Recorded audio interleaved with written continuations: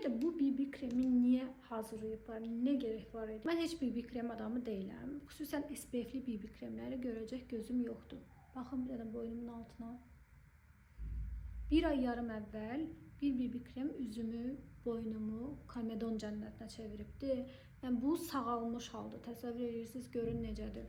Amma bu SPF-li deyil. Tərkibində humektanlar var, nəmləndirici effektlidir. Ona görə bunu yoxlamaq qərarına gəldim. Naşıtan fırçası və süngəri var məndə. Həm də süngərinin performansını yoxlayaraq heç açmamışam. Bu isə mükəmməldir. Süngərimi islatdım, gəldim.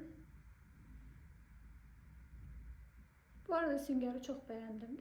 Nə çox yumşaqdır, nə çox sərtdir. Tam lazım olan kıvamda. Ümumiyyətlə bu BB kremi niyə hazırlayıblar, nə gerək var idi? Yəni nə nəmləndirici kimi istifadə edirsən desən, istifadə eləmək olmur. Nə SPF kimi yetərli deyil. Olar ancaq tonal kreminizi hazırlayasınız. Mən dərimi də nəmləndirərəm, SPF-mi də çəkərəm. Yəni sizin qoyduğunuz SPF-ə də ehtiyacım yoxdur. Hyaluron turşusuna da. Görüntüsü belədir. Çox parıltılı bitişidir, amma siz necə? Glow parıltısı deyil də, yağlanma parıltısı kimi gəldi mənə. Teksturası çox ağırdır və örtücülüyü inanılmaz zəifdir. Bu qədər ağır bir şey çəkirəmsə full coverage olmasını istəyərəm. Bilmirəm ya, bunu çox bəyənə bilmədim. Siz nə düşünürsünüz? Aranızda istifadə edib bəyənən var, çox maraqlıdır mənə. Yəni mənim üçün olmazsa da olar məhsullardan oldu. Yəni bu.